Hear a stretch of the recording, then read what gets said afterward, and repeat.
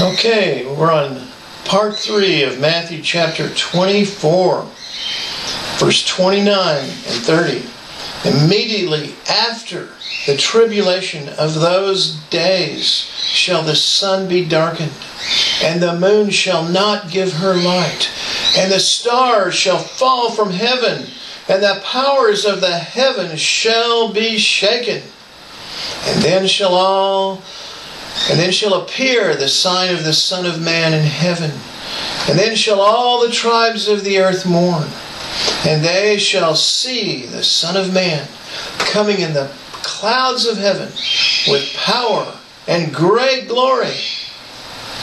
Does it say immediately before the tribulation? No. It says immediately after. Amen. You can't get any clearer than that.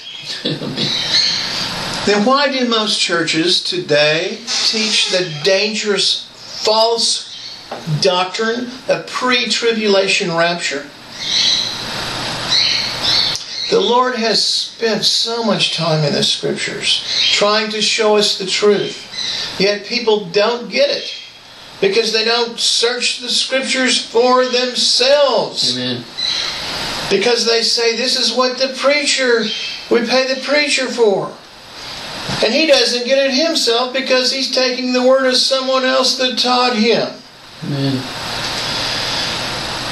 These are more noble in Thessalonica than those in Thessalonica, in that they received the word with all readiness of mind and searched the Scriptures daily whether these things were so.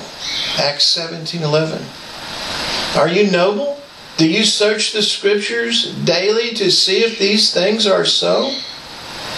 Jesus said immediately after the tribulation, which lasts for 3.5 years, 42 months, 1,260 days, which begins the day when the abomination of desolation is placed in the temple. Then he will appear in the clouds of heaven and resurrect the dead bodies of all the saved and those that are alive at that time, that are saved, and change our bodies and take us all to heaven. And all the people still alive on earth will mourn when they see Jesus appear in the clouds of heaven, and the saved disappear because they missed the boat. And the wrath of God is coming upon them. The word then is another key word. Immediately after the tribulation, in verse 29, then shall appear the sign of the Son of Man in heaven. Jesus comes in the clouds of heaven. So Jesus appears and takes the saved to heaven at this time. Verse 31, and he shall send his angels with a great sound of a trumpet, and they shall gather together his elect from the four winds, from one end of heaven to the other. This is talking about the seventh trump in Revelation chapter 10, verse 7. Verse 32, now learn a parable of the fig tree. When his branch is yet tender, and putteth forth leaves, ye know that summer is nigh. So likewise ye, when ye shall see all these things, know that it is near, even at the doors.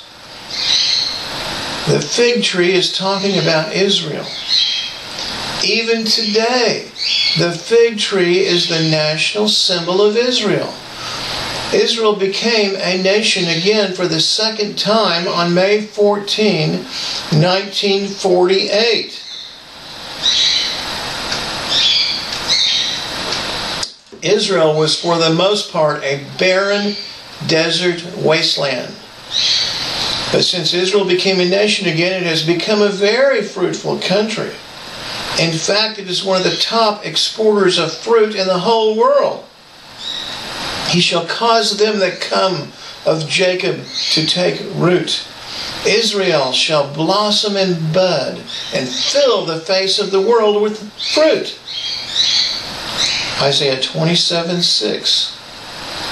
The fig tree, Israel, is definitely being built up and putting forth leaves. So the harvest or rapture is near.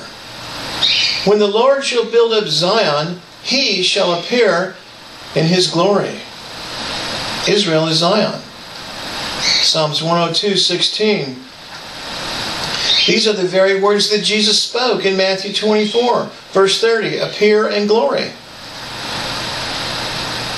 I will open rivers in high places and fountains in the midst of the valleys. I will make the wilderness a pool of water, and the dry land springs of water. I will plant in the wilderness the cedar and the shittah tree and the myrtle and the oil tree. I will set in the desert the fir tree and the pine and the box tree together, that they may see and know and consider and understand together that the hand of the Lord hath done this, and the Holy One of Israel hath created it. Produce your cause, saith the Lord. Bring forth your strong reason, saith the King of Jacob. Let them bring forth and show us what shall happen. Let them bring forth and show us what shall happen.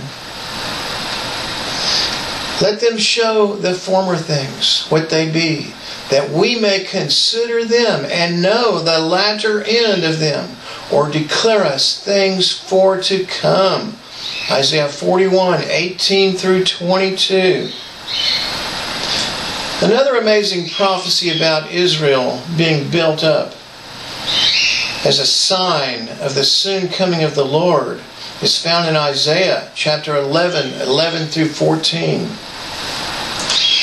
And it shall come to pass in that day that the Lord shall set His hand again the second time, to recover the remnant of His people, which shall be left from Assyria, and from Egypt, and from Pathros, and from Cush, and from Elam, and from Shinar, and from Hamath, and from the islands of the sea. And He shall set up an ensign for the nations, and shall assemble the outcasts of Israel, and gather together the dispersed of Judah from the four corners of the earth. The envy also of Ephraim shall depart, and the adversaries of Judah shall be cut off. Ephraim shall not envy Judah, and Judah shall not vex Ephraim, but they shall fly. What does it say? Fly. Fly upon the shoulders of the Philistines toward the west. They shall spoil them of the east together. They shall lay their hand upon Edom and Moab, and the children of Ammon shall obey them. The second time God brought back the Jews to Israel was in 1948. That is when Israel became a nation again, after they were scattered throughout the world, after Rome destroyed Jerusalem and the temple in 70 AD. Hitler persecuted and killed so many Jews, which drove them out of Europe and all over the world to come to Israel. The first time the Jews were scattered by Babylon in 586 BC, until Artaxerxes, king of Persia, gave commandment to restore and to rebuild Jerusalem in 457 BC. And the Jews came back to rebuild the street and wall of Jerusalem. See our class on Daniel 9. It's so important, beloved, that you get these dates down and really understand all this so that you can have a good understanding of Bible prophecy. Amen. Also today, there are no more north and south tribes called Ephraim and Judah, but Israel is one nation today.